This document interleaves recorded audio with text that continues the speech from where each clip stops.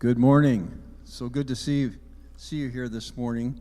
Our speaker is no stranger to DSA, Design Science Association. J.D. Mitchell is a retired registered professional engineer. He has a Bachelor of Science in Mechanical Engineering from the University of Washington. He has also completed his Master of Biblical Studies in Biblical Creation Apologetics from the Master's Graduate School of Divinity.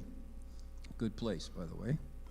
J.D. was executive director of the Institute for Creation Science that met monthly in Portland, Oregon from 2005 through 2018. His wife, Bonnie, assists him in his ministry. And I just want to mention, he's a frequent contributor to the Creation Club magazine, which is a free David Reeves publication you can sign up for, and he's got articles in here, JD does quite often, and the last one on the giant anteater is really interesting, so yeah. Anyway, JD, come and bless us.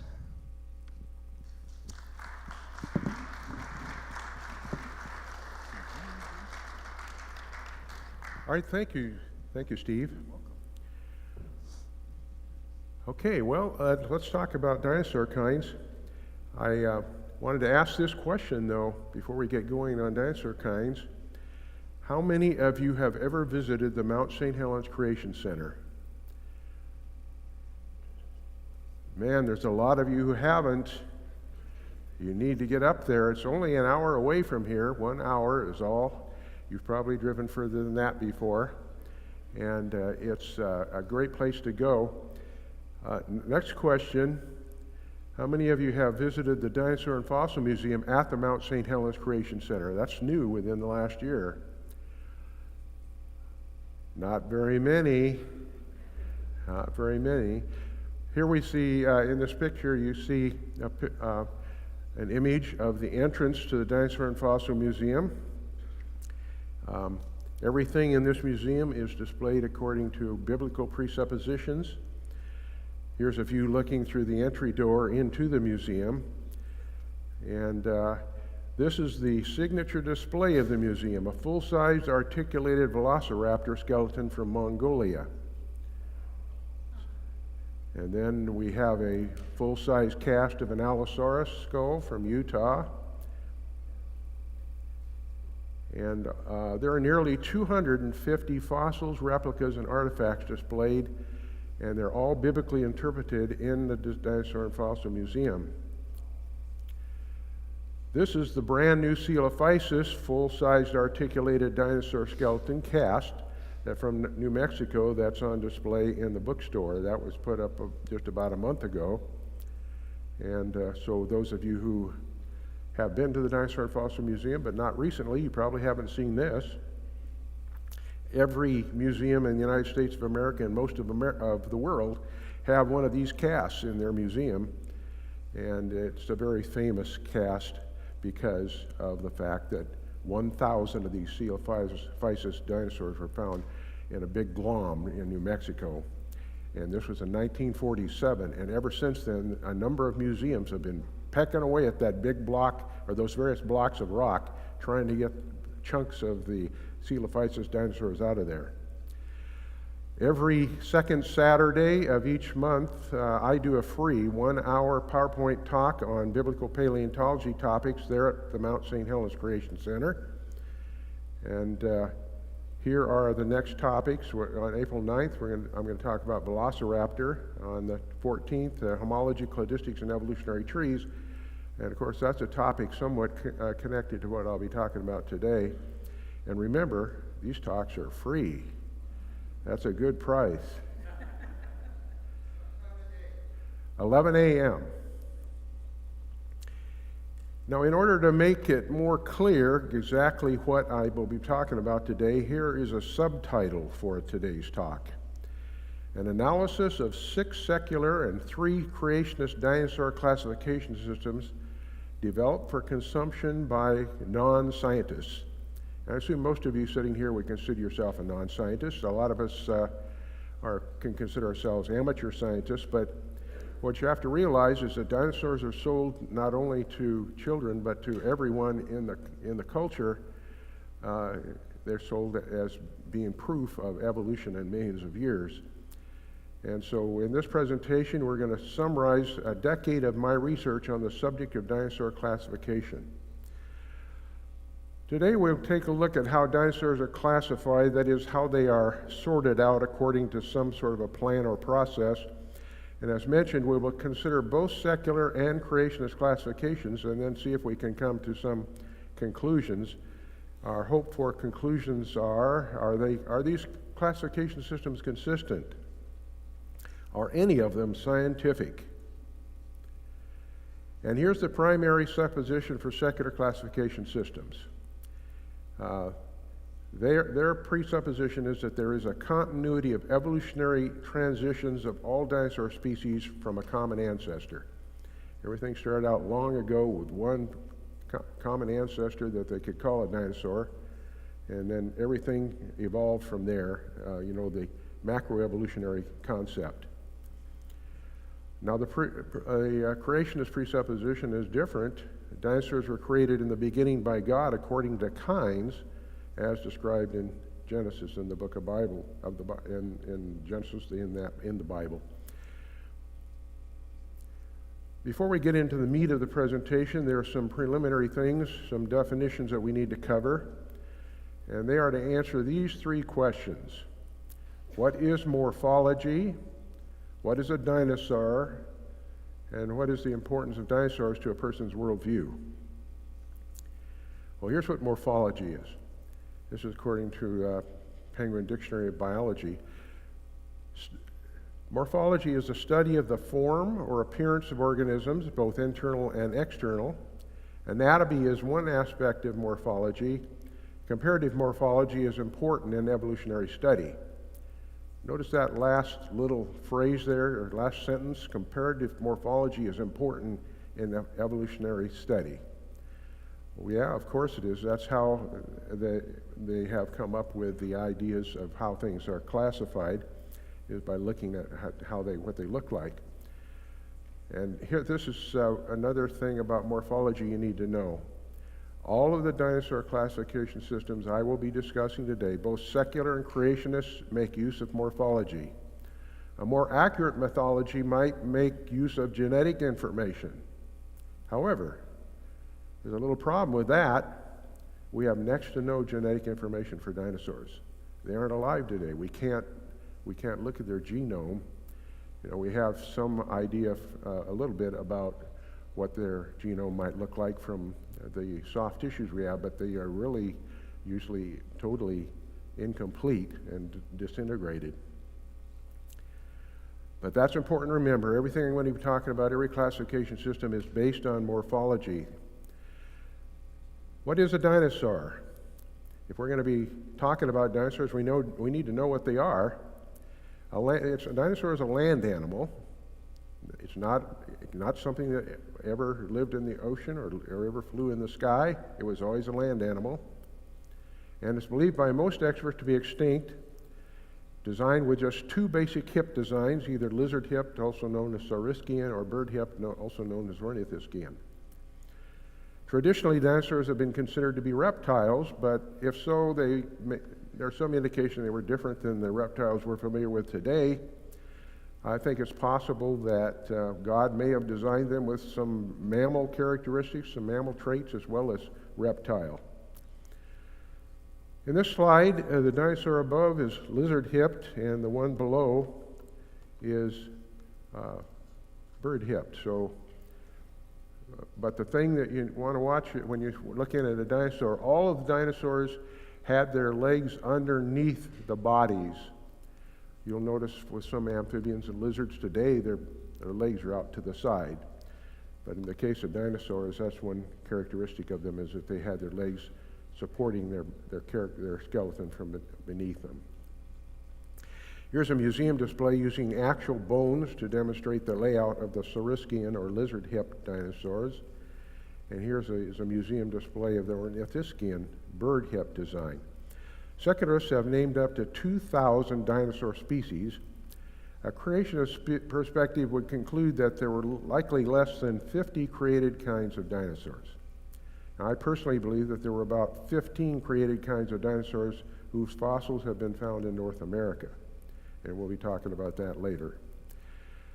Now let's look at worldview and how it affects our investigation today of dinosaur classification. The two worldviews at war in the Western world today are the secular and the biblical Christian worldviews, as seen here. And when we look at these different worldviews, when we got secular versus biblical Christian, we see that in many important aspects concerning historical truth and reality, there are areas of conflict. For example, the secular worldview is that deep time is true. That is that the universe is 12 or 13 billion years old and the earth is 4.6 billion years old. The biblical Christian worldview is much different according to the Bible, where we can actually figure these things out by what God says in His Word. We're somewhere between 6,000 and 7,000 years is the total length of time since the creation. And when we look at, of course, the secular view, it believes in evolution. That means one kind changing into another kind over long lengths of time. The creation view is entirely different. Our belief is, according to the Bible, that all things were created over 6 days in the beginning by God. And of course, another conflict is between uniformitarianism and catastrophism. Uniformitarianism is a belief that the present is the key to the past. Creationists would probably think it's opposite of that, that the past, the past tells us about what happened in the present. We look back in history and we got the way we are because of something that happened in the past. Things in the past didn't happen because of what's going on today. And of course, even though uniformitarian scientists have over the past few decades started to accept some catastrophe, they still have a big problem with one thing, and that is they will not accept the global flood, which is described very clearly in several chapters of Genesis. So we got no global flood, secular, that's the one thing they cannot accept because that would destroy their total paradigm. And then, of course, biblical Christians believe in the global flood. In this slide, we can see the extreme difference between the biblical view of history and competing views. So far as if you were to consider that the distance from this black line to that black line is 24 hours, and you say, okay, so we're going to accept the evolutionary history of the cosmos and man, the secularists would say, okay, we'll say 24 hours. The cosmos took 24 hours. It was 24 hours ago that it was created. And then they would say that we've been around for 5 seconds. It's a tremendous difference, isn't it? Whereas according to Jesus and the Bible, both of these, both the cosmos and man have been around for about the same amount of time, just that man was created on day 6, whereas the beginning was on day 1. So we can see that these views are completely different with regard to time. And the primary difference between the biblical and anti-biblical views are seen in their understanding of death.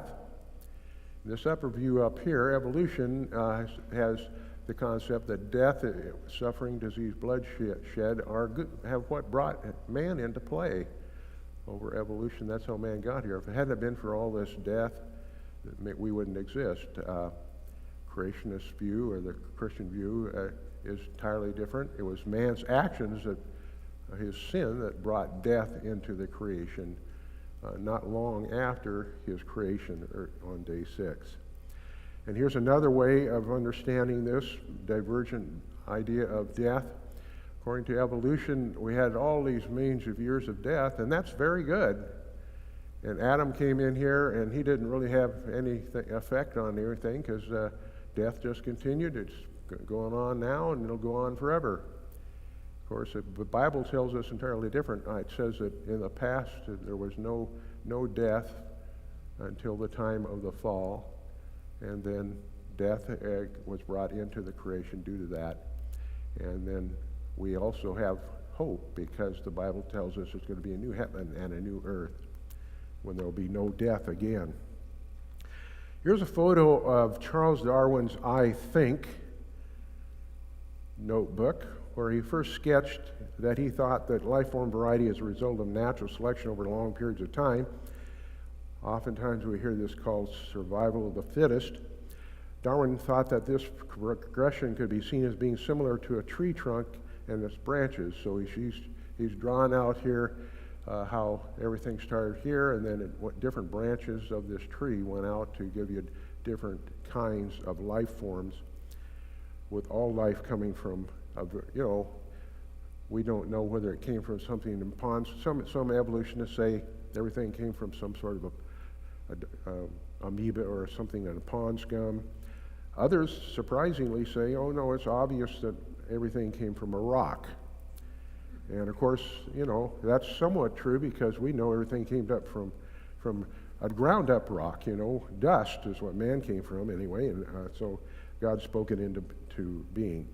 Another way to look at this, according to evolution, there's an increase in order and complexity over time. So if we start at the beginning with particles and then single-cell organisms and then work our way up to people, over time, things continue to get better. That's not what we see according to the second law of thermodynamics. We know about entropy. Everything gets worse over time. It doesn't get better. And so these curves demonstrate that the philosophy of evolution is incorrect and exactly opposite of what we've learned from true science. Here's another thing, that sometimes the words macroevolution and microevolution are used instead of evolution versus variation. So in microevolution, what you have is, if you have an animal, let's say you have this lizard-like animal, over time, due to speciation and adaptation and variation allowed by the genome, you can get variation, horizontal variation like this. The evolutionist view is that if you have enough time, that these micro changes will develop into macro changes over time, so that a lizard can change into a bird. And of course, that is something that we haven't seen. There's no record of it anywhere, and there's no expectation that it could ever happen. Macroevolution has never been scientifically demonstrated to occur or to have ever occurred. This slide shows my I think diagram. And I think this is a good representation of reality, where creation, extinction, adaptive variation, and the global flood are all taken into account. And I'll be explaining this in more detail later, but just so you can think about this, remember morphology. That's the study of how different animals look. So in the beginning, God created a number of different kinds, and then there were 1,600 plus years until the time of the flood. And so up to that time, because the curse was instituted by God here, we can have an expectation that there were things that went wrong. And so even things, I'm expecting that there were things that went extinct even during this period of time. We know changes can happen pretty quickly. And then at this point, there was a big catastrophe called the worldwide flood, and then life forms continue on until today. And we'll talk a lot more detail about that later. Evolution is not science. It's closer to a philosophy or a religion.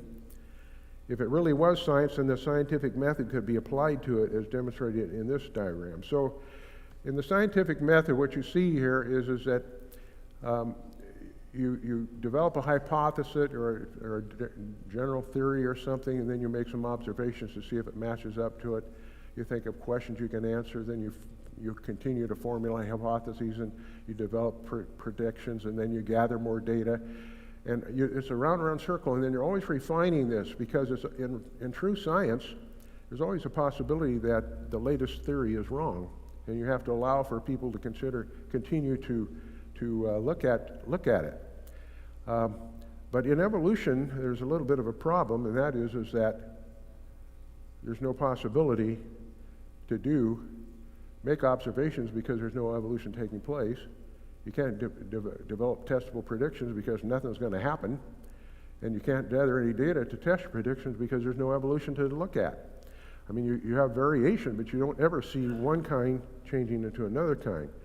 So what we have is that evolution is not observable. We have not observed it. We can't test it. It's not replicable. We can't make a replica experiment. And it's not falsifiable because it's a belief system. It's fundamentally, we got this problem of deciding what is this all about. Well, a lot of it's just about history. I think that, too, if we want to look at the Bible, I think, when we read 1 Timothy chapter 6, verse 20, Paul talks about science falsely so called. Well, evolution, macroevolution is exactly that. So dinosaurs are involved in the worldview war regarding how they came to be, how and when they lived, and how their discovery in the rock record tells us about history. So now, with the preliminaries out of the way, we can get into dinosaur classifying, first according to the secularist presupposition, which is, remember, there is a continuity of evolutionary transition of all dinosaur species from an ancient common ancestor. Most of you are probably familiar with Carl Linnaeus, 1707-1778. Carl Linnaeus developed a classification system for naming animal and plant life, and he was a biblical creationist and saw order in nature, but he believed that the Bible was literally true. When we look at the names, scientific names of life forms, of plants and animals, generally you're going to see them identified according to this binomial nomenclature that Linnaeus came up with. For example, with the Tyrannosaurus dinosaur, Tyrannosaurus is the genus name, Rex is the species name, so we call it Tyrannosaurus rex. Notice that always these names are italicized. If they're ever printed in a book or in a paper or anything, any scientific name is italicized, and the genus name is always capitalized and the species name is always lowercase. Okay, so now when we're looking at complete classification system that Linnaeus came up with, he would have kingdom as being the biggest category, say, for animals, and then phylum would be a smaller category, class, order, and keep getting down and down until you finally get to the species. Well, since then, of course, over the periods of times, they've come up with subphylum, subclasses, and all kinds of other, where they keep breaking these things down, subspecies and so forth. But for a long time, for a couple of centuries, many secularists and creationists used this system over the last couple of centuries. They used this because they didn't have anything better. And they used it for dinosaurs as well. But what happened was, about 1859, at the time Dinosaurs Origin Species came out, the problem became that they started just getting all sorts of different types, species of these things. And so they wanted to make it easier for people to understand how things were connected. So then they came up with what are called trees of life. Now this is a current tree of life. And it shows everything starting out with some little thing here, I don't know, an amoeba or something. And it shows everything connected from that, everything that's ever existed. And there's your human evolution right there. And so a lot of the kids today, this is what they get in biology class, and so no wonder they think wrongly about things. Now, of course, many evolutionists would say, no, we know that's not the way it is, but so far as general knowledge that you would get in public schools, this is still what they're going to get. And it portrays the iconic microbe demand evolutionary concept. Now, let's look at dinosaurs. Let's start our investigation into typical secular classification from 1982. I know most of you were around then. Some of you weren't. But this is the way that you would have seen dinosaurs displayed. This is from the Carnegie Museum of Natural History. And what it shows is their idea of what Thicodont was what they called the animal that all these different dinosaur kinds evolved in. And what you find is that they figured birds were a part of the dinosaur classification, but notice it's not connected to anything. And you have that problem with all these things from from the time of Darwin and all the way up until now, whenever there's a classification system that uses this tree of life, you'll find that there's all kinds of problems where the branches don't connect to anything. That means they don't know what it evolved from, even though they know it did evolve from something. So here's a portion of that tree I just showed you that concentrates on the Saurischian dinosaurs. And back in 1982, what you would have found would be all these evolutionary trees would have had genus names on them. You know, like Allosaurus, Albertosaurus, Camarasaurus, Megalosaurus, Tyrannosaurus. All these are names that the kids learned. They're the names I learned. They're the names your kids are learning today and your grandkids. Those are the genus names. And then this is looking at the other side of it, the Ornithischians, you know, and you'll see the names over here like Edmontosaurus and so forth, Parasaurolophus, and on and on. And these are all at genus level. Now, when we focus on this, the tree of this tree of dinosaurs came into being about 220 million years ago. So they're down here at the bottom. They say 220 million years ago, that's when they came to be, and then 65 million years ago they died out. So that's a period of 155 million years of imagined evolution, according to the Carnegie chart. When we put both these types or orders of dinosaurs side by side, we see that it's broken into 6 subgroups and 4 infraorders of dinosaurs. Altogether, there are 28 genus names listed. And notice that neither order lists any species name. These, I want you to remember, all genus names. So it's species and then genus and then family when we look at the Linnaean chart. And as we talked before, all these, they want to show birds up here too, even though it's not connected. Now, how did Carnegie come up with this in 1982? Well, they looked at morphology. They looked at similarities found in bones and teeth of the various fossil remains, assuming that evolution had occurred. There's no mention back in 1982 of what we call cladistics, and I'll be talking about cladistics in a minute. So they just basically relied primarily on teeth. When they feel that teeth is something that will determine a taxon or something that allows them to tell the difference between one kind and another kind. And as I said, see the birds right there, but they're considered to be something to do with dinosaurs, but there's no connection to any of the dinosaurs. And it's very common. We're going to see that commonality as we go through here. Okay, back to now, while common ancestors are fundamental in all evolutionary classification charts, I will remind you that creationists usually see depiction of the relationship of life as more like an orchard, a garden, or a field of bushes, something like you see in this chart I showed you earlier. These perspectives are fundamentally different and they're irreconcilable.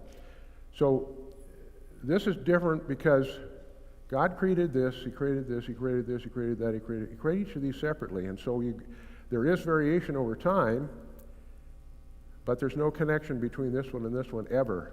They don't ever connect. And you can call that an orchard, you can call it a lawn, you can call it a field of bushes, but that's the concept that all creationists would have, whether no matter what other changes we find between the differences we see between them. So, back to this concept, I want you to know that every creationist and every secular classification chart, promotion to the general public is always at the genus level. For example, Tyrannosaurus, Stegosaurus. These are genus names. Brachiosaurus, Edmontosaurus, Triceratops, Brontosaurus, Diplodocus. These are all genus names, and that's what your kids know, and that's what you always see in the movies, is genus names. That's where we learn them. But, so late until the 20th century, and then what you find is we got into a big problem. Everything changed as a result of the large number of dinosaurs named. So what happened is instead of just being North America and Europe, where all of the white scientists existed, you know, people all over the world got interested in paleontology and dinosaurs. Morocco, they went to Morocco and they found all kinds of different kinds of animals there. Mongolia, Argentina, China, in fact, locations all over the world. And of course, every time a paleontologist finds something, he hopes that it's something new that he can name so he can put it in the paper and be paid for what he's supposed to be doing. And what this resulted in the late 20th century was hundreds of new dinosaur species. And with all this plethora of new names from all over the world, the old process of lining up dinosaur kinds to fit a tree became very difficult for evolutionists. So they turned to cladistics analysis, a system where evolutionary connections could be applied using computers, and seemingly logical classification could be more easily arrived at. Let's talk a little about cladistics, okay? Cladistics assumes the evolution of life forms from a common ancestor, but in no way proves it. It's a science that assumes evolution. So if you're using cladistics, evolution is built in. It also assumes evolutionary characteristics can be seen in homologies. We'll talk about what homologies are. It does not scientifically demonstrate or prove evolution, but it assumes it. Now, to sell dinosaur evolution to the general public, cladistic analysis must be converted to a simpler method of depiction, and the method most often used is to convert a particular cladistic analysis to a tree of life type of chart. So you're going to see today, I'll be showing you cladistic cladograms, and then I'll be showing you these tree of life things, because the general public, they can't understand those cladistic charts. They don't make any sense to them. So they all got to be converted. And I've written in more detail about cladistics in all my books, but here are some summary points you need to know about cladistics. Cladistics is a method of classification that assumes macroevolution and common ancestors. Cladistics place dinosaurs into inferred taxonomic groups, clades, based totally on homologies. Cladistics assumes transitional fossils exist even though there is no scientific evidence for them. Cladistics disregards all non-homology information such as time-inferred transitions. This means that cladistics ignores the geologic timeline, another inconsistency in evolutionary thinking. I'll be repeating this. I don't know how many people know this, but when you look at these geologic timeline charts and you see these different animals put in there that are transitioning from one kind to another kind, you're assuming that all of science matches up to that, right? That the evolutionists see consistency there. But when they use cladistics, sometimes the animal that, according to the geologic column, is supposed to be down here is actually up here. When you take all the traits and put them into a computer and have them throw it out, So that's a big inconsistency that I don't think very many people know about. But if you study this, you'll run into that. And now let's talk about homology. So we see in this slide the four limbs of a horse, a manatee, a dog, a man, and a monkey, and a bat, and a penguin. They're all similar in that they have similar bone components that make up each limb. So they all have the humerus, and the tip. They have all those finger bones and the forearm bones and everything. So then that means they're homologous. You can see similarity from each one of those different life forms. Now here's a definition from the Oxford Dictionary of Science. What is homology? Describing features of organisms that have the same evolutionary origin but have developed different functions. For example, the wings of a bat, the flippers of a dolphin, and the arms of a man are homologous organs having evolved from the paired pectoral fins of a fish ancestor.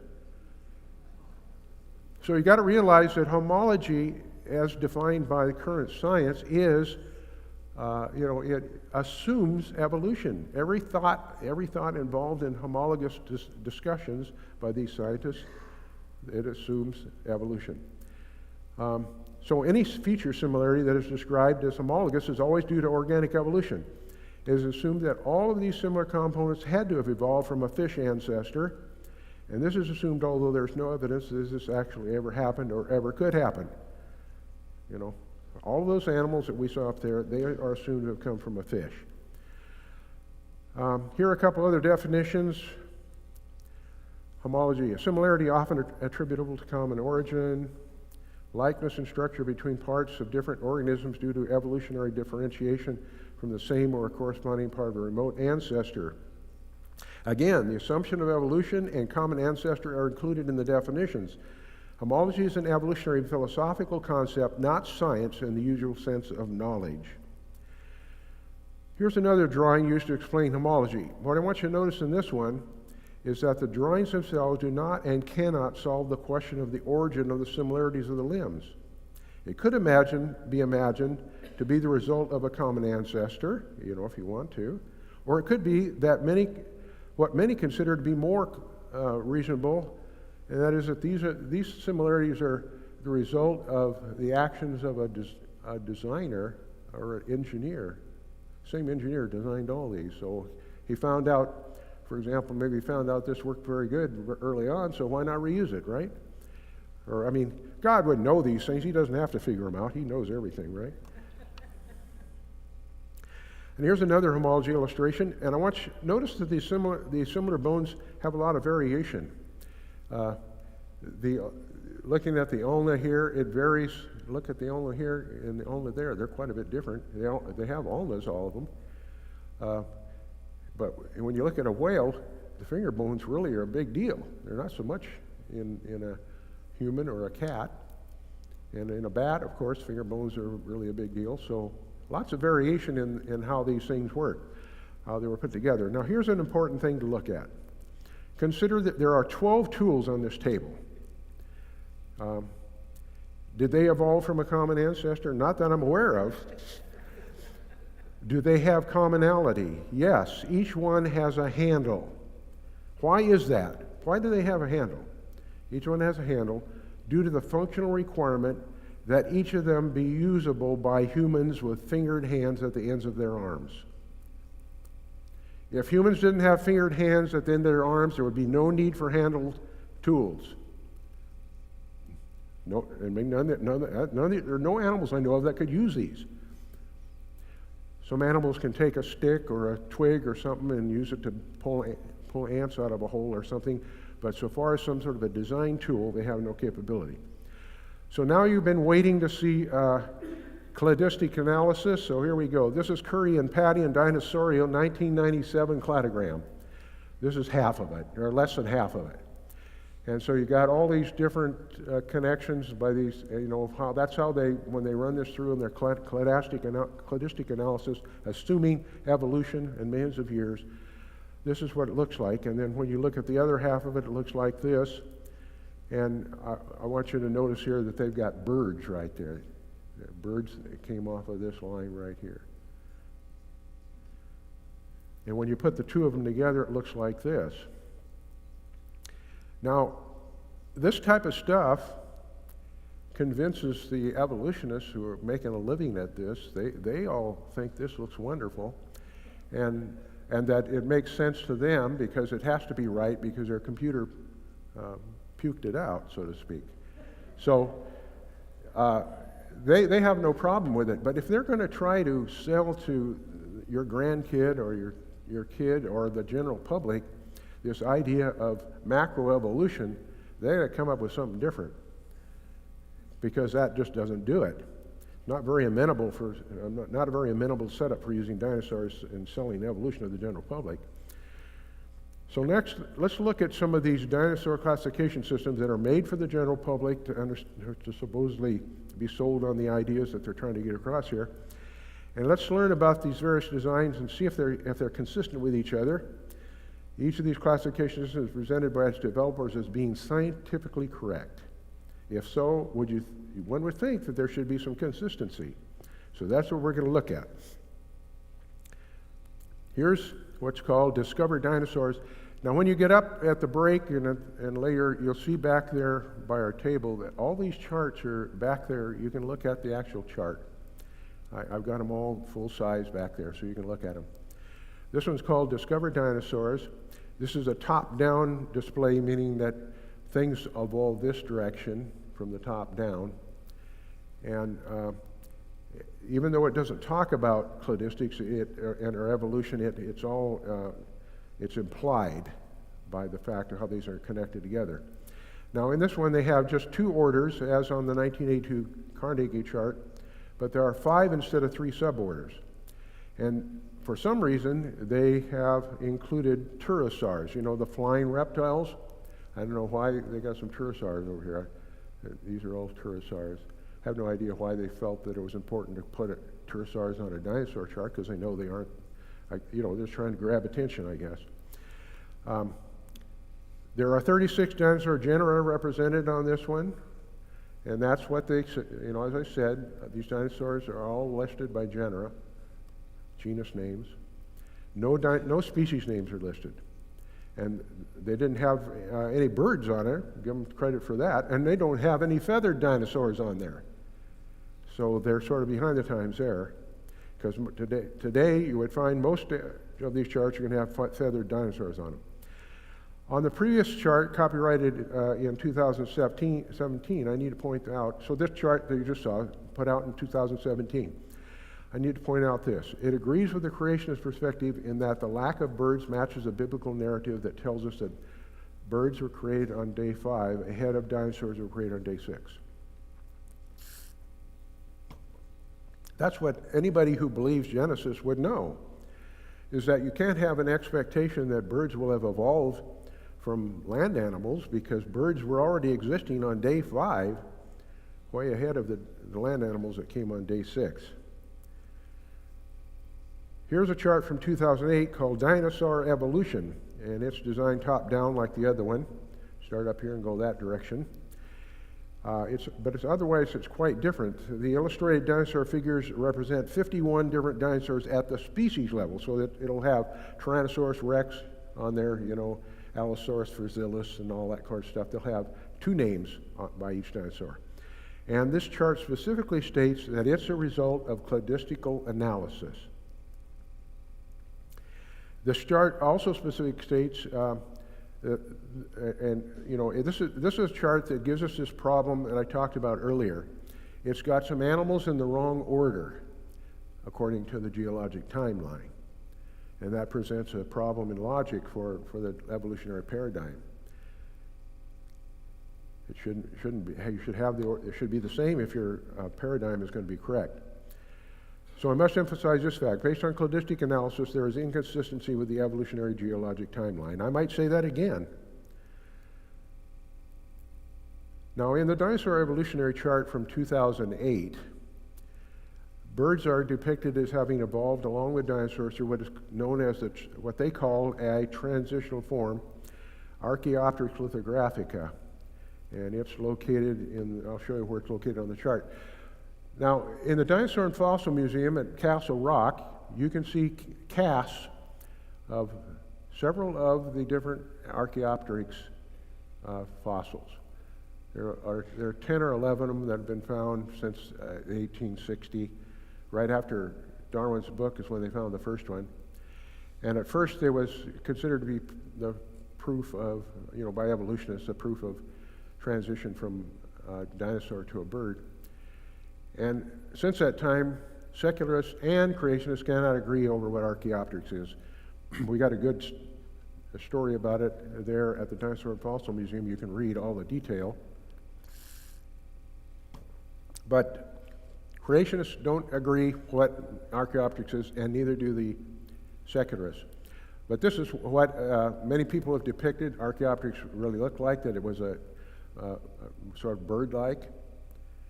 But that takes a lot of imagination to get that, I can tell you that much. So the reason I'm showing you that is so you'll know what I'm talking about when I say this is where they've got, that's where they got Archaeopteryx is right there on this dinosaur chart. So Archaeopteryx is important to their concept of this cladistic analysis of what was related to what. Okay, now here's a chart from 2017 titled Dinosaurs from the Smithsonian. This chart is ubiquitous. It's been placed on jigsaw puzzles, playing cards, kids' lunchboxes. Anywhere you go where there's a kid, you just might find that chart. The word evolution is not on the poster, but they have little tags by each one of the life forms here, and those tags have lots of information. It includes deep time, ages, geologic data, has all kinds of other information on there. There's 36 different dinosaur kinds on there, And they show both a skeletal drawing and an artistic fleshed out drawing for each animal. And when we're talking about Archaeopteryx again, Smithsonian poster does not mention birds, with Archaeopteryx being treated as a dinosaur, but they do have it on there, and there's where Archaeopteryx is, just right there. Just a little picture of Archaeopteryx. Got to have him on there because he's famous. Now here's a chart from 2018 entitled Dinosauria, with the subtitle, The Complete Evolutionary Tree, including representative genera. This chart is very complex. You need to have a magnifying glass to read this stuff down here. I'll tell you what's on this a little bit. You see that it looks like a tree of life, you know, got everything connected together so that everybody can find their favorite dinosaur on there. And one of the creators of the chart told me, I called him and I said, how'd you come up with this? And he said, we used 30 to 40 different books and museums in order to come up with this. I guess so, yeah. And then when you look down at the bottom chart, that's where you see the tree of life part here. You know, you see how things evolved from this end and went that direction. So it's a horizontal poster. It adheres to the two orders of dinosaurs, one being a Saurischia, the other being Ornithischia. It takes Ornithischia and replaces it with Ornithoscelida. And Ornithischia becomes a suborder of Ornithoscelida along with Theropoda. So you can see we're trying to get more names here so we can have a better chance to sell the idea of evolution. The period of time covered on this one's 166 million years. There are 92 boxes representing different groups of dinosaurs. Within those 92 boxes are listed 756 dinosaur genera. The sample dinosaur drawings on the chart represent 113 different dinosaur species. As I said, very complex. There are several groups of dinosaurs that are depicted as having feathers of some sort, and birds are shown to be the result of evolution along with a parallel path to dinosaurs like Archaeopteryx. So in this case, they're saying Archaeopteryx is obviously a dinosaur, but they both had a common ancestor. Birds and Archaeopteryx had a common ancestor. So, the information in the dinosaur classification represented in the various charts and posters shown so far are quite different. There are some similarities, but no agreement, even in the more recent depictions shown. And of course, there are other depictions by other people, and I'm aware of what these are, and I'm quite aware that they don't match up to each other either. They're all different. So, there's much disagreement for the secularists among this dinosaur classification. The question is, how much disagreement is there? Since dinosaur genus names are what are used to convince the general public that a particular dinosaur classification represents truth, I think a good way to more precisely better understand some of these differences is to start with a genera comparison. So let's do this. Let's choose 12 of the most commonly advertised dinosaur genus names to the general public over the past 50 years. I've been studying dinosaurs since I was 12 years old, and that's more than 20 years. In fact, that is more than 50 years. So what I did is I took a chart and I attempted to discover which of these, I chose 12 very famous dinosaur names: Allosaurus, Ankylosaurus, Apatosaurus, Archaeopteryx, Camarasaurus, Diplodocus, Iguanodon, Parasaurolophus, Stegosaurus, Triceratops, Tyrannosaurus, Velociraptor. And then here you got chart A, Carnegie, chart B, Discovered Dinosaur, chart C, Dinosaur Evolution, chart D, Smithsonian, chart D, Dinosauria. So these are the different charts. And then what I wanted to do was see what did these charts even list all these genus names? And the answer is no. Out of the 12, only 4 listed all of them. Excuse me, only 3 listed all of them. Those 3. Allosaurus is listed on all of them. Camarasaurus is listed on all of them. Tyrannosaurus is listed on all of them. So you'd think, well, why not? Why wouldn't they all have Triceratops? Why don't they all have Apatosaurus? Remember, that was used to be called Brontosaurus, and it's not even listed on some of these. What's the deal? And I was surprised to see that. So what I did then was that I took those 3 genus names, just those 3, And for each of the charts, so here's the charts, Carnegie, Dinosaur, C, D, E. For each of those, I just took each of those three that were common to all of them, Allosaurus, Camarasaurus, Tyrannosaurus, Allosaurus, Camarasaurus, Tyrannosaurus, Allosaurus, Camarasaurus, Tyrannosaurus, Allosaurus, Camarasaurus, Tyrannosaurus, so on. Did that for all of them. Why did I do that? In order to see how they were classified. How did each of these outfits classify these dinosaurs? And let's just take one of them. Let's take T-Rex. I think most of you know what T-Rex looked like. If not, here's a representation.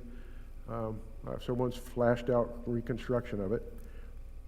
And so for Tyrannosaurus, for chart A, the Carnegie one, if you wanted to find out what they were, you just go Saurischians and theropods, and then you get to the genus name. So 1, 2, 3. Then we looked at Discover, dinosaur poster. Same thing, Saurischians, theropods, Tyrannosaurus. Oh, I guess maybe it's not so much difference after all. Then evolution, now we got Saurischia theropoda, Tyrannosauridea, and Tyrannosaurus. It's getting a little longer. Now we got Saurischia theropoda, Avatheropoda, Colerosauria, Tyrannosauridae, and Tyrannosaurus. Then we go here to Dinosaur. Ornithoscelida, Theropoda, Neotheropoda, Averostra, Tetanerae, Orinides, Avatheropoda, Colerosauria, Tyrannoraptor, Tyrannosaurida, I might not be pronouncing some of these right, Tyrannosaurids, and then finally get to Tyrannosaurus. What are we seeing as time moves along as these get more complicated? Well, not only is there little agreement among them, but there's an ongoing effort to increase the number of cladistic clades, genera, and species. So people that want to continue to make more and more names in the business of taxonomy are called splitters. And I think splitters are reigning currently in the dinosaur business. It looks like they're trying, and of course, why would you want there to be more and more of this? Well, that's because that makes it more easy to imagine that dinosaurs evolved, right? If you got all these little things that you find a bone, you find a tooth here, you find a tooth here, you find a bone there, and then you can line them up on your desk, This one evolved, and that one evolved, and that one. So we got to call this one a different name, and we'll call that one a different name. I expect now, I've been studying these fossils for a long time, and what I found in history, especially, for example, with mammals, is that they've been working on naming these mammals in the prehistoric, not in the prehistoric, but in the rock record. And so the guys, like you've all heard of Marsh and Othniel Marsh and Edward Cope. They were out there digging up fossils all over the place. Well, what happened was the next generation after that, they started lumping things together and saying, Marsh and Cope, you just spread, you got a whole bunch of names here that are just the same thing. And so the lumpers came in. So what I think is that there's a generational thing. So the guys that go out and they want to split everything in and try to show that they've got a new name that they can name themselves, then the next generation, they start looking at it more carefully and they start lumping them back together. I have an expectation that we are going to start seeing a lot of lumpers coming up in the next generation. So the macroevolution from a common ancestor is usually presupposed in these things. Still, required transitional fossils are missing. And like I say, watch for the lumpers in the next generation. And I think that's what we're going to learn is going to happen. Here's something that's interesting. This is an interesting quote from a secular dinosaur expert who seems to be a lumper already. This is 2010 that he wrote this. He said, quote, about 1,500 dinosaur species have been named, but a large portion are invalid. Many are based on inadequate remains, such as teeth or a few bones that are taxonomically indeterminate. Others are junior synonyms for species that have already been named. Well, let's consider some creationist dinosaur classification systems.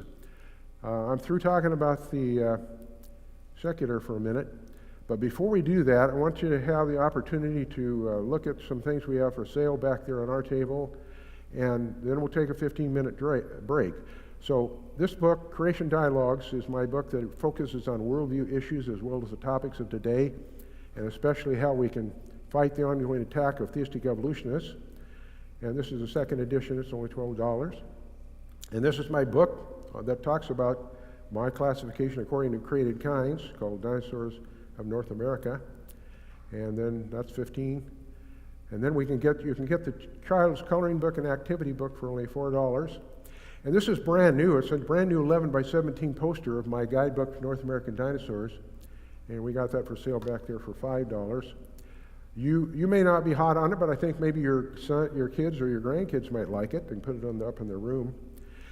And this book, Fossils, Description and Interpretation, is still the only creationist book of its type. It has up-to-date information on all kinds of fossils, including those of dinosaurs. In other words, when I say it's the only creationist book like this, I know of hundreds of books put out by secularists that people use to identify fossils.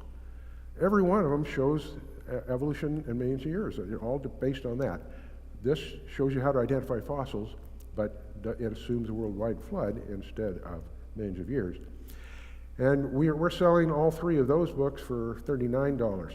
Also, for free, you can get on my CEC News sign up once a month on the first Tuesday. There's a sign-up sheet there for you. Just write your name and your email address clearly. It has articles, research, and products of particular interest to biblical creationists. It's free. And Bonnie has back there a whole bunch of fossils and a whole bunch of replicas. Why do we sell fossils and replicas? Isn't that the job of evolutionists to have that? Why do they sell them? Because they think it proves evolution in millions of years. It's old, right? And all these things evolved.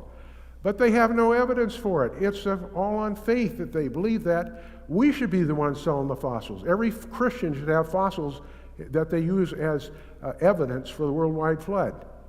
So the wrong people are selling them. The wrong people are buying them. But we've got them back there for you Christians and you creationists to buy. We've got trilobites, we've got ammonites, we've got fossil fish, we've got dinosaur bone, we've got dinosaur eggshell, we've got mosasaur teeth, we've got marine fossils, we've got nautiloids. Everybody wants to have a nautiloid, right? And then we've got replicas of dinosaur claws, dinosaur teeth, dinosaur eggs, dinosaur toe bone, dinosaur brain endocast, trilobites. Okay, so guess what? It's break time. How much time you want? Yes. What if we allow 20 minutes today? 20 minutes. And real quick, there is a car in the parking lot with lights on, a gray Mazda 950 GRE. If after the meeting...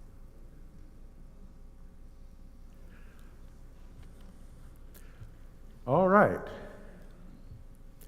So we just finished talking about secular classification systems for dinosaurs. Now we're going to look at creationists.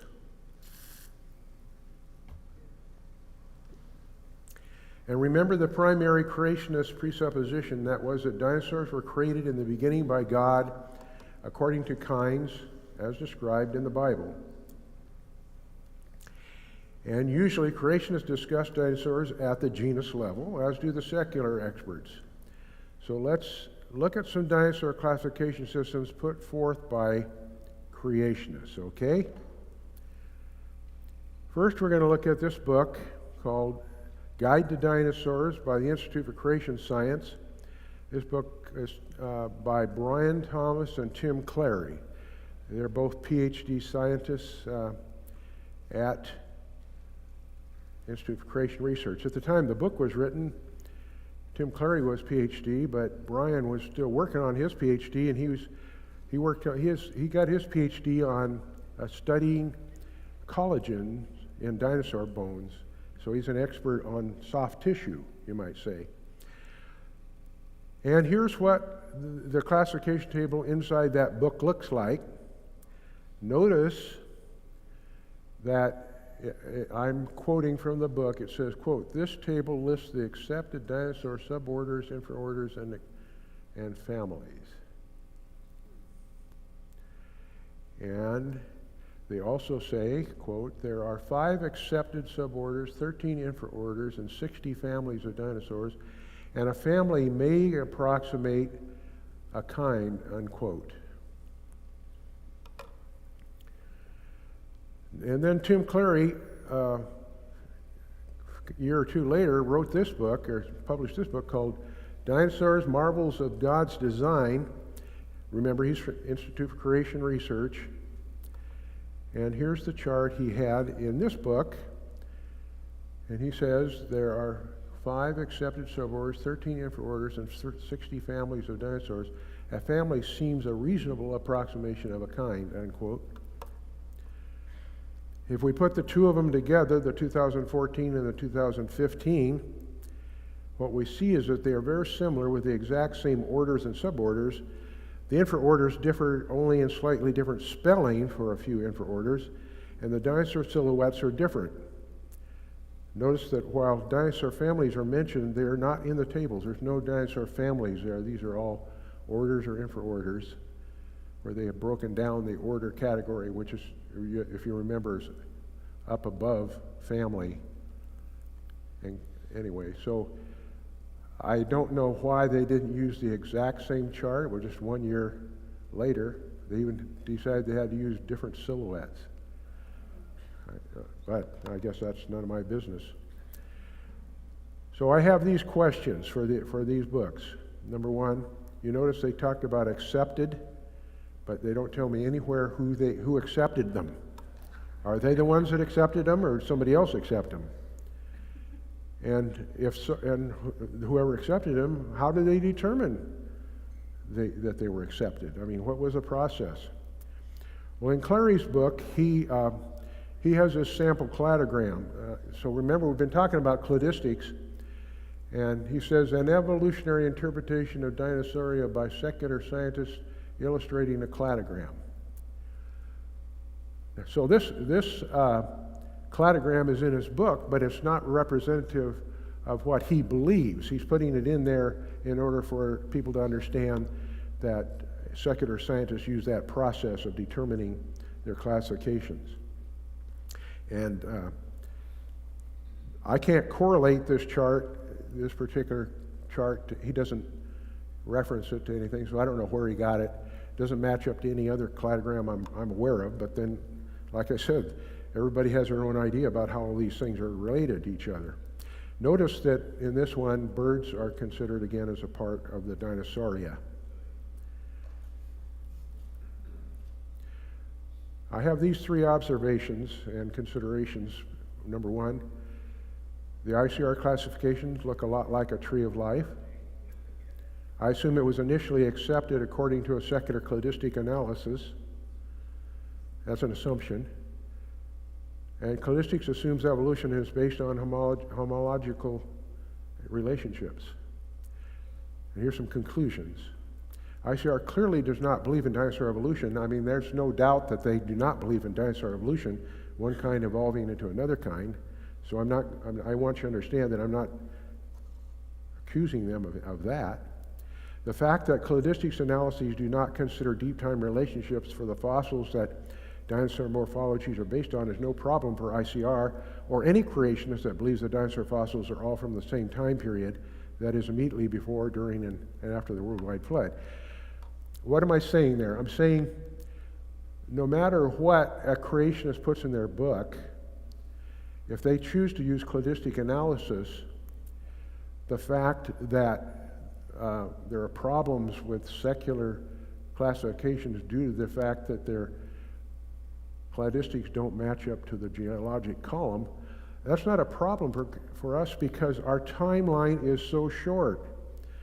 You know, the worldwide flood was a 1-year thing, and that's a period of time when we believe these fossils were made. It is a big thing, though, if you believe that this happened over 160 million or 220 million years. It's a big thing you've got things mixed up then, right?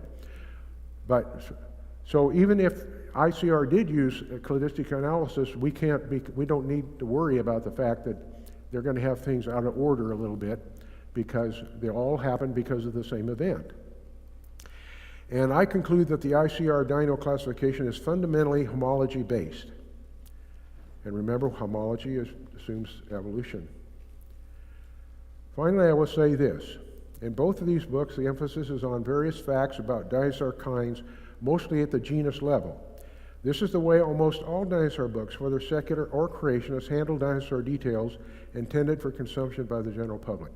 So even though they have those charts in their books, as ICR scientists, I'm saying if you look at the book, that's just a very small portion of what they do. What they're trying to do is sell to creationists and Christians the fact that dinosaurs were, as a result, the fossils were as a result of the worldwide flood, and here's what they look like, and here's what their bones look like, and here's how we can assume what we know about them having been created on day 6 and all that sort of thing. But that still leaves the problems that I pointed out. Now, this is a cover of Volume 7 of 2014 of the Answers Research Journal, a peer-reviewed journal for creationists to publish their scientific papers. What you have to know is that regular scientific journals generally will not publish any paper by a creationist, so we have our own journals now. This is one of them. It's called Answers Research Journal, ARJ. And a man by the name of Aaron, his last name Aaron, he's writing an article in there, and it's based on baraminology. He's trying to use baraminology. What's baraminology? Well, baraminology is defined to explicitly use creationist assumptions and criteria in the classification of animals and plants. A baramin is usually considered to be a created kind. The word comes from the Hebrew words for he created and kind. So he created, that is bara, and if we try to take the Hebrew into English, we get bara, and that means he created. And then kind is min. So baramin is a created kind. So therefore, baraminology is a scientific study of the created kinds. And only creationists would be interested in baraminology. I'm certainly not a baraminologist, and we don't have time to go into that today, even if I were an expert. I just wanted you to have the basic facts. So here is the figure, and this is what Mr. Aaron came up with in his analysis that was in that journal, Creationist Journal. It's a simplified cladogram of Dinosauria, modified from Butler, Upchurch and Norman, 2008. So what you need to know here, and he's studying this right here, so he's studying the Tyrannosaurus type. What you need to notice there is that he took secular dinosaur cladogram in order to do his work. So I'm not going to comment on the specific conclusion that the author came to in this paper. I just want to remind you that cladograms always assume evolution, and I wonder if a baraminological analysis based on cladistics can be anything other than a homology exercise. So I'm talking about these issues with morphology-based baraminology. That's what we're talking about here. If you're more interested in this, if you want to have somebody else's idea about this, hot off the press, today it came out earlier this week, Creation Research Society Quarterly, Volume 58, Winter 2022, number 3. I just got it in the mail. The paper's entitled Statistics, Baraminology, and Interpretations, a critical evaluation of current morphology-based baraminology methods. So they have the same, Sanders and Society. If you read that, those of you that get the Creation Research Society Quarterly, read that article. You're going to see that they have the same concerns I have about the direction that is being taken by creationists to develop classifications. So if that's your thing, you need to read that paper for sure. Next, let's look at some posters sold by Answers in Genesis. There's what's called the blue poster on the left and the green poster on the right, and that's because this is blue and that's green. That's why they call it that. And the one on the left has 24 dinosaurs, on the right has 23. 24 plus 23 is 47, and they're illustrated there and named all at the genus level. And guess what? It says right here, God created dinosaurs on, what does it say? It says God made dinosaurs on the sixth day of creation. Right? Now, so far as I know, Answers in Genesis nowhere actually state that they believe dinosaurs were created as kinds on the genus level. Did you hear that? I said, I'm pretty familiar with Answers in Genesis and everything they write about dinosaurs, and I've never heard any place where they've written any article where they said that they believe that dinosaurs were created at the genus level. But those charts would be pretty confusing if I was trying to figure out what they believed with regard to it, because of the fact that there's the posters again, 47 dinosaurs at the genus level, and they said God made dinosaurs on the sixth day of creation. Well, is this the dinosaurs he made on the sixth day of creation? That's a question I have for you. Now, I wonder how many people have been misled by that. You know, most creationists would, if somebody said, well, just like Clary and Thomas said in their books, that they said the assumption is that probably the created level was family. Family's the next category up. But these are very confusing charts to me, and so I think that's a problem. Now, in 2011, Answers in Genesis began research to determine which land and flying animals they would show as being the kinds that God brought to the ark prior to the global flood. This was a part of the research needed prior to outfitting of their fantastic Ark Encounter attraction in Kentucky. How many of you have been to the Ark Encounter? More than they've been to Castle Rock. Goodness gracious. Okay, well, I don't want to take anything away from the Ark Encounter. It's a fantastic thing. We really enjoyed it when we went there. And so they had to do this research if they're going to put that big ark out there and fill it with animals. And here's one of the things in their signs that explains why the animals look the way they do. It says, the ark's animals may look different than many people expect. Whenever possible, the creatures we crafted were based on fossils found in rock layers, considered by researchers to have been deposited soon after the flood. While this provides a good basis for the size and shape of the animals, license was taken to develop unpreserved details, such as the coloring of the scales, fur, or feathers. So that all makes sense. I just want to read that because that's what they were telling us as to how they came up with them. They used fossils, right? Fossils, if you're going to have any knowledge of what was going on at the time of the flood, we have to go by, especially with regard to dinosaurs. So we see the assumption that if nothing else, there's an assumption there that the fossils that they looked at were formed as a result of the global flood, which I agree with. That's what I agreed that they were. Now, in a position paper entitled Determining the Ark Kinds, and that was published in 2011, they stated how they were going to determine the ark kinds on the Ark Encounter. Here's how the abstract reads in part. It says, hybridization will be considered the most valuable evidence for inclusion within an ark kind. The cognitum and statistic Baraminology are discussed as they are relevant to this venture. Where hybrid data is lacking, we have chosen to use the cognitum method. And then it continues, they say, using current taxonomic placement as a guide, pictures and our personal experience with the animals will be used to find groupings. The family level may be used as the default level. Now, since the Answers in Genesis position paper was written in 2011, several other papers on ark kinds have been written by members of the research group. And before we look at those papers, I want to explain to you what a cognitum is. And this is from their paper. They say a cognitum is a group of organisms that are naturally grouped together through human cognitive senses. A cognitum can be above the level of Baramian, below the level of Baramian, or at the level of the Baramian. Remember what a Baramian was? That's the created kind level.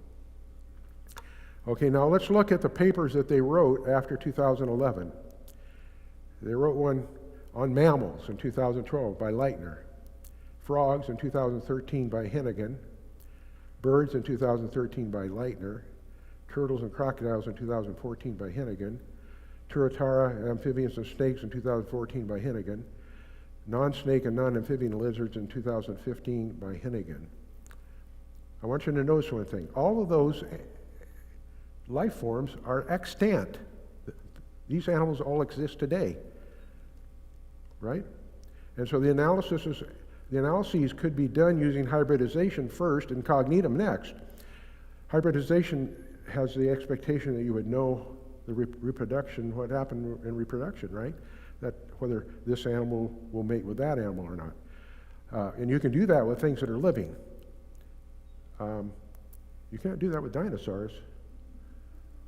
So we know that no one is going to be able to use hybridization type of a method to come up with kinds if they are studying dinosaurs. And I've not found, so far as I know, Answers in Genesis has not written any papers like these on dinosaur arc kinds.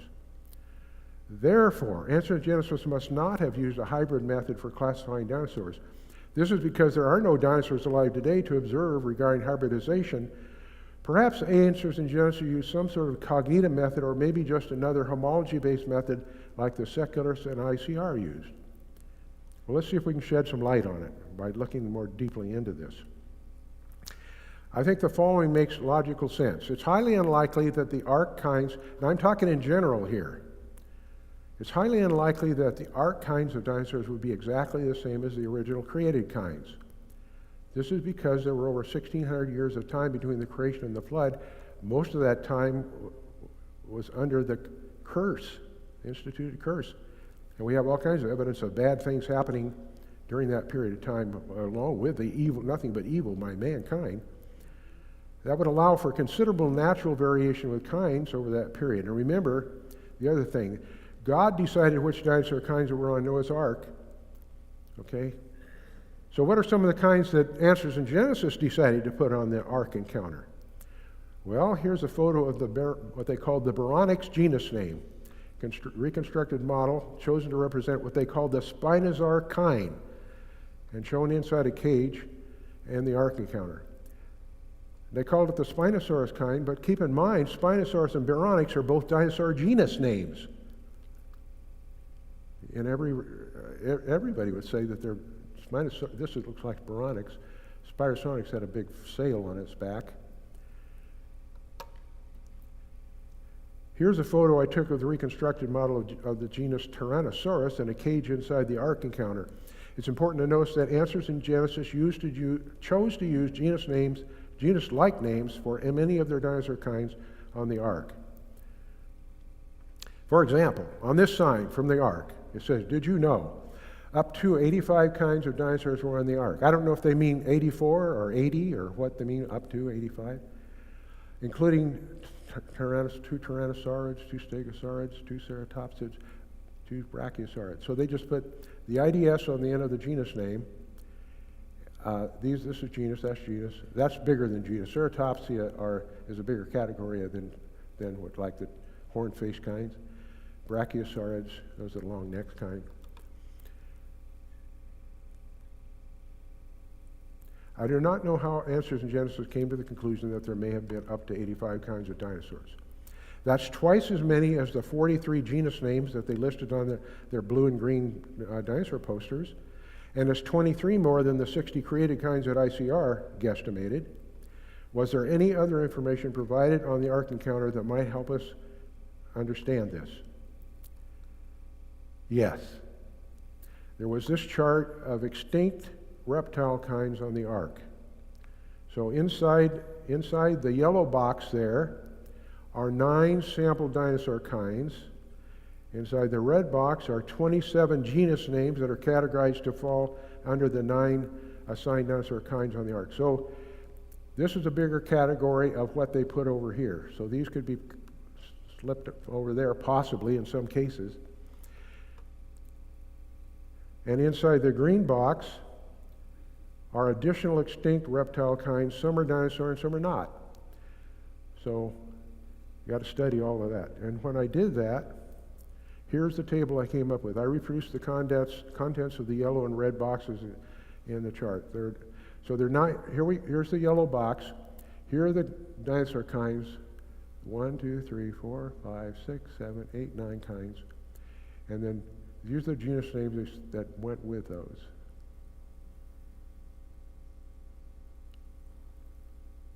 Okay? Sort of makes sense. There are 9 dinosaur kinds and 27 dinosaur genus names. So here's what I think that we've determined. Secular dinosaur classifications use the suffixes IDEA, and IDAE for the next clade above genus. That's a fact, a new fact. I'm just telling you that. We hadn't talked about that before. But that's common with secular dinosaur classifications, is that when they're talking about the clade that is, in a cladogram, the clade that consists of more than what's below it, they use one or the other of these as suffixes on their names. And this is always above genus name, the genus names.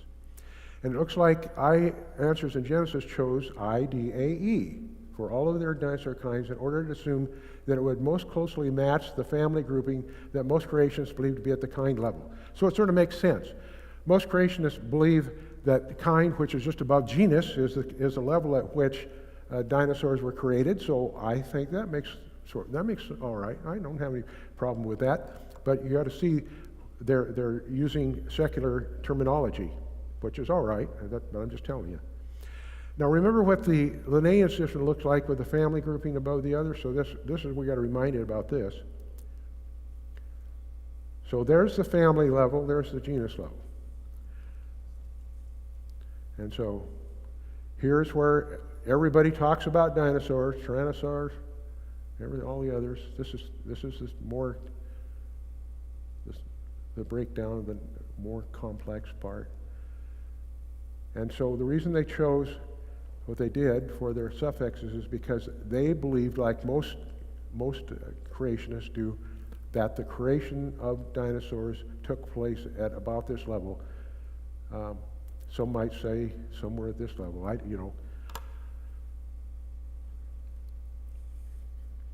Here's what I found on the Ark Encounter.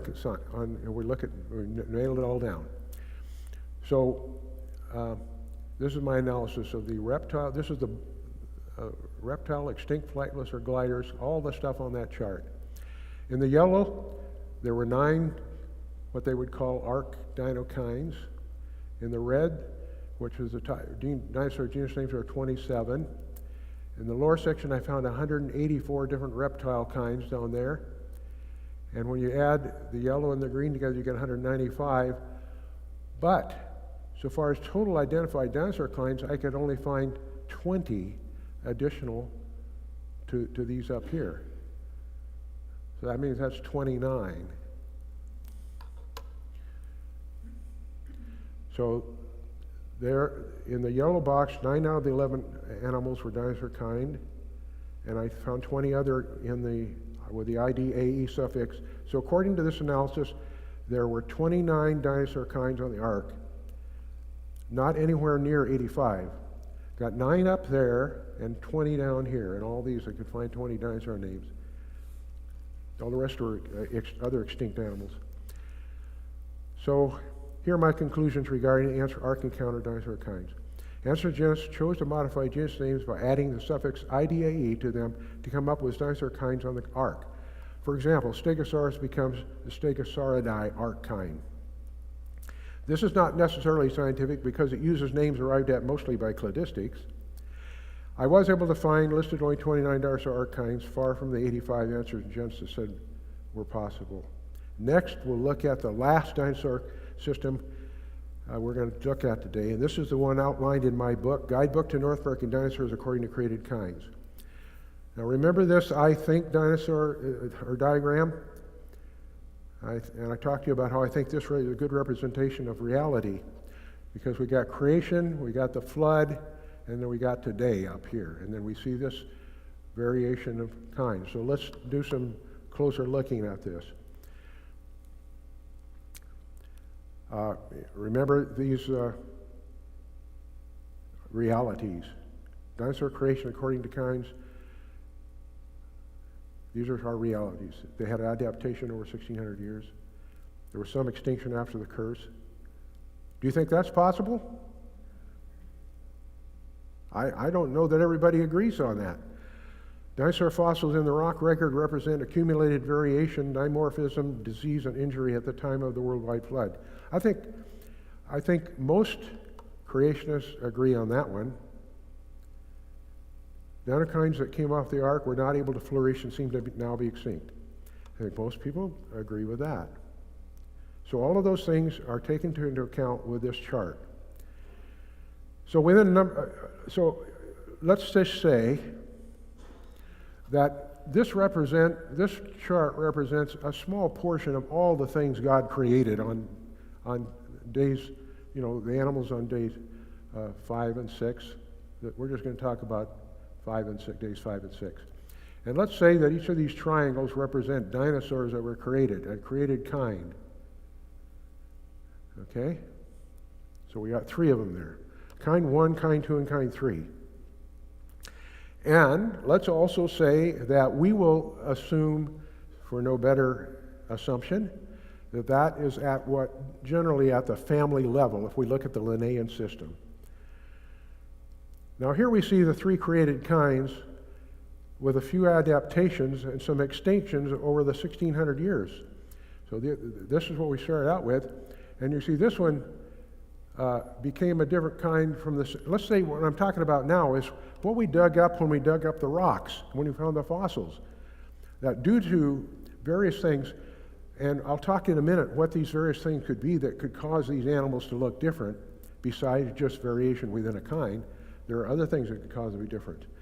But what we've got is this variation that's caused by various things going on during this 1660 years or whatever it is. And we don't know how many of the dinosaurs kinds that we dug up went extinct. They could have gone extinct, or they could have just not been put on the ark. If there's variation, I think God could have chosen just to take what he would think would be the best example of the original created kind, right? So here are 3 kinds at the time of the flood. So at the time of the flood, we end up with what I'll call 2 genus names here, 3 genus names there, and 2 genus names there. So by that time, we've broken them into genuses.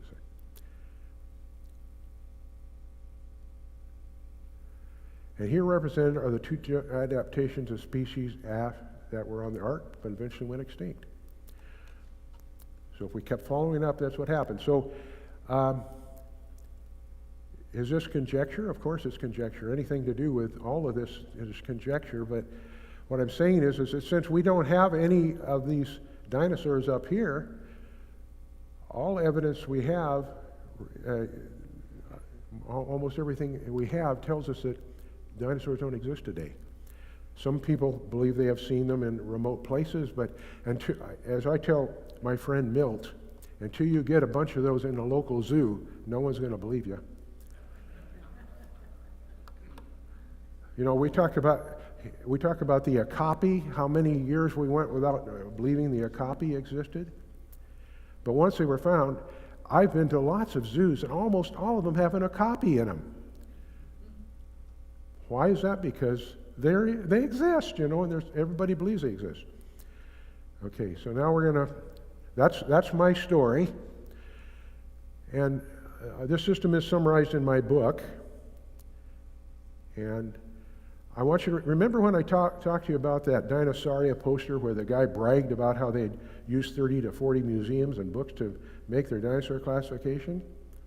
Well, I'm going to brag now. I went to 18 natural history museums, and I studied 72 books and papers. That's 90. That's more than 30 or 40.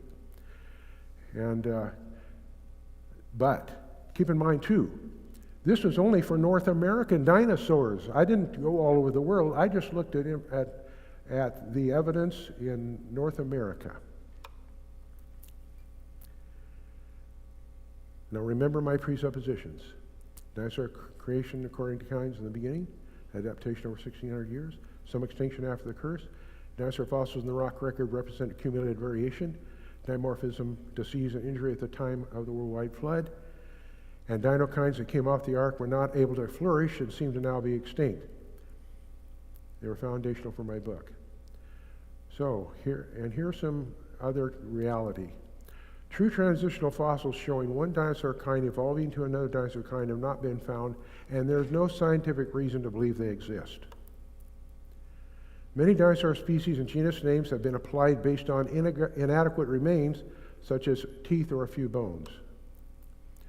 Birds are not dinosaurs, since the Bible tells us that the birds were created on day 5, ahead of dinosaurs created on day 6. So those are facts, reality. Each dinosaur created kind would have had an essence, so that Adam could identify it as different from the other kind. Well, this is from the Bible. Adam named these animals, right? Or at least large categories of these animals. This could be understood by thinking of the fact that even a small child can tell that horses, dogs, cats, elephants, hippos, and humans are all different. That is, they have a different essence. In the way that a young child can tell that horses and hippos and elephants and rhinos and camels and bears and giraffes and tigers are different, this is basically how Adam named the dinosaur kinds in a similar manner. I would guess, from what the Bible tells us, I don't think that he had, I don't think God gave him a bunch of biology books to access. I'm guessing that he didn't. Now, this emphasis on the essence of each dinosaur and cladistics was not used. We're talking about what I did. I used this essence. I didn't use cladistics. Not based on it. Cladistics it's a type of analysis based on the assumption of macroevolution. And remember, I will admit, at the time I was doing this, I hadn't heard much about this word cognitum. I learned about that later. A cognitum is a group of organisms that are naturally grouped together through human cognitive senses, but it sounds a lot like this essence idea, right? That's my understanding anyway. And so here are the 15 created kinds of dinosaurs whose fossils have been found in North American sediments, according to my research of 18 museums, 72 publications, and I want to choose kind number 5, the horn-faced kind. We're not going to look at all these today. I don't want you all to go to sleep. So here's a reconstructed artistic image that I contracted to have Marianne Pike make for me a while back. And this is the horn-faced created kind of dinosaur. It was based on a number of skeletons, teeth, and bones found in 90 museums and publications. Skeletal reconstruction, like this one, and this one, and this one, and this one, and this one, and this one, and many others. And also I looked at a bunch of scientific drawings like this one. Also studied where the component parts of this kind of dinosaur, the skeletal remains of the dinosaur reconstructions, are usually made up of disarticulated and scattered bones. All of those Triceratops and other horn-faced dinosaur skeletons you saw there were based on ones that were made from a pile of bones in most cases. And over time, they found enough of the pile of bones, they were able to come up with the idea of what the skeleton looked like. And the skeleton for all of these horn-faced dinosaurs are almost all the same. The thing that varies is the skulls. But as you look at what you usually find is something like that. So that's a skull of a Triceratops. And that's how it's usually found. It has to be a lot of work to really get it to looking like what you think it really looked like before the flood. And then when you look at the bones, usually you're looking at separate bones like this that are put together. And you look, what happens is before they get all done with their reconstruction, they have to bring the artists in, and the artists sort of help them because there's usually lots of pieces and chunks of pieces that are missing, and they can help them using their artistic capability to help them figure out what things should look like. But as I mentioned, that for the horn-faced kinds, these skulls were massive for this particular type of dinosaur. And so many of them, they've got a lot of the skull. And when you look at these 3 examples of horn-faced kinds, the Triceratops, the Chasmosaurus, and Styracosaurus, the bones that were of the skeleton were almost exactly identical. Very little difference in the skeleton for these. So what's different? What's different is the skull. And how can we explain that variation? Here's another view of the skulls. These are models made up. These models are, by the way, in the Dinosaur and Fossil Museum now in Castle Rock. What are some causes? Genetic variations. You people all look different because of genetic variations.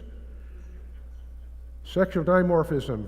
Males and females look different in their structures, especially skeletal structure is different. Age difference.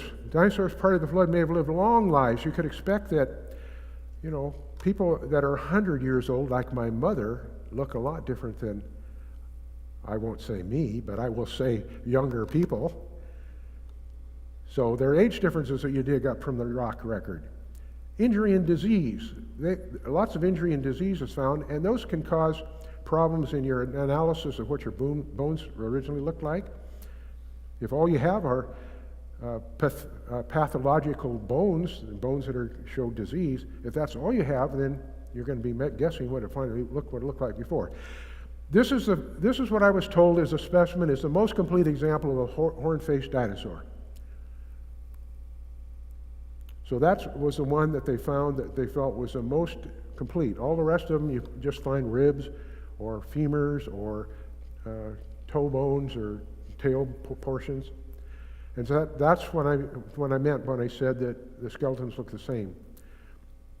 And so if you make the assumption that by using that evidence I just gave you, that the horn-faced kind are all a created kind, and that they're different, all these different genus names that have been applied just because of the fact that they were all put on by secularists who believe in evolution, well then you can understand why there are that many genus names for the horn-faced kind. And that's just for North American dinosaurs. Now, there are horn-faced dinosaurs other places, and there are other kinds of dinosaurs that are not in North America that look very much like the dinosaurs in North America. So that's what I want to show is how now let's take the plate-back dinosaurs.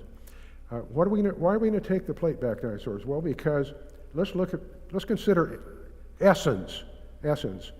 Consider your 4-year-old grandchild.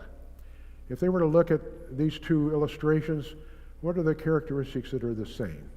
Well, they would say both are, if they were dinosaur experts, they say they're both are bird-hipped, both have 4 legs, both have large hippo-like bodies, both have large tails. But then if we ask them, what are the differences? Well, they'd be easier even. One has a huge head, the other one has a small, tiny head. One has horns and frill, the other has neither. One has a smooth back, the other has plates on its back. One has a smooth tail, the other has spikes on its tail. So as with the horn-faced kind of determination, all the genus names that fall under the plate kind could be, you could say all those genus names are just all the same one. Now in North America, there are only a couple of genus names in North America, but this plate-back dinosaur is found in China, and they've got a couple, 3 or 4 names for it in China. So anyway, I'm just explaining to you this business about essence. So finally, here's how the 9 different systems we looked at got to the genus taxonomic level. Why do I want to look at this? Because I want you to be reminded about this drive for splitting, the drive for splitting names. So in the Carnegie Museum of Natural History in Pittsburgh, when they were looking at the Triceratops, they had, this is what it looked like: Ornithischian, Ceratopsian, Triceratops. Then that big, complicated cladogram by Curry and Padian was Ornithischia, Genosauria, Sauropoda, Marginocephalia, Ceratopsia, Ceratopsidae, Chasmosauria, Triceratops. Here's the dinosaur, the discovered dinosaur was different, and the Dinosaur Evolution was different. Smithsonian was different. And the poster, they were the champs. And this is ICR, this is what they had. Answers in Genesis, this is what they had. And here's what I have, is I'm saying there are 2 kinds of dinosaurs. You can tell by their hip, and let's just call them ornithischians, and the 2 different kinds of bird hip and the lizard hips, the saurischians and ornithischians. But let's just call the created kind the horn-faced kind. And among the horse-faced kind is this Triceratops genus name. And then here's the chart that it illustrates these 15 different kinds. So now let's do the final decision here. Cladistical analysis on the left assumes that homology proves macroevolution in the rock record and that transitional fossils must exist. True science has never confirmed any of that.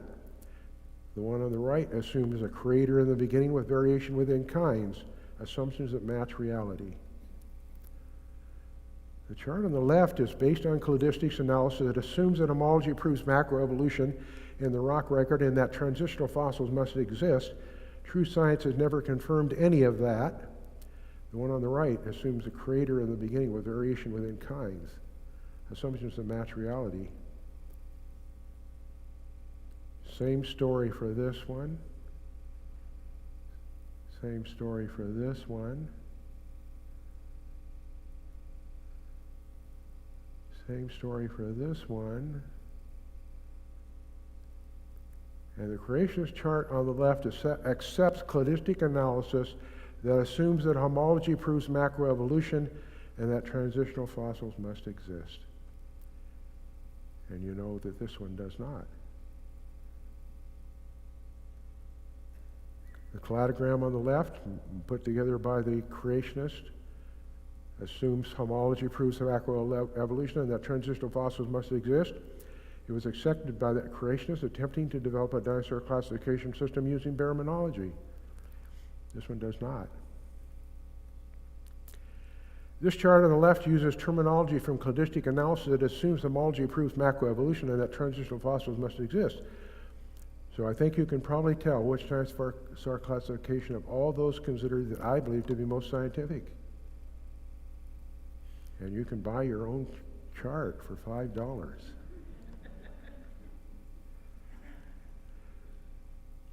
Remember the point I made earlier? It's highly unlikely that the arc kinds of dinosaurs would be exactly the same as the created kinds. This is because there were over 1,600 years of time between creation and the flood. That would allow for and explain considerable natural variation within kinds over that period. So here are our talk takeaways. Got that backwards. So what is it that the biblical Christian can take away from my talk today? I would hope at the very least that you would be able to take away the following 8 things. Dinosaur classifications are not established science. Dinosaur classification presuppositions are different for secularists and creationists. You probably knew that already. Dinosaur classifications for the consumption of the general public and emphasize the genera for both secular and creationist renditions. The genus name is the champ. Cladistic analysis is the primary tool used today for determining most dinosaur classification systems, both secular and creationist.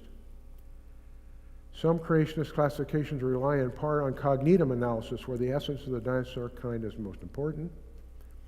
Transitional fossil forms are only imagined by evolutionists and in reality are not found in the rock record. The use of cladistics for classifying dinosaurs often results in a rejection of the geologic column abstraction. This is a real problem for the idea of macroevolution over deep time, a foundational component of evolutionary theory. And those dinosaur classification systems, both secular and creationist, based on cladistics and homology, are the least scientific since they assume evolution, something that we know is based totally on faith. Thank you for your kind attention. And please don't forget to support the Mount St. Helens Creation Center in Castle Rock with your visits to the museum, taking tours around the museum, and your generous donations. Now, Mark, is it true that, did Mark leave? Oh, Mark, is it true that Bill's going to be here next month? Yes. Yeah, the new director of the Mount St. Helens Creation Center is going to be here next month, and he's going to talk somewhat, I suppose, about the Dinosaur and Fossil Museum, but he's going to talk about the whole ministry of the Mount St. Helens Creation Center and all the things you can do and reasons why you'd want to be there. So is there any questions for anybody would have? Yes, we have a time.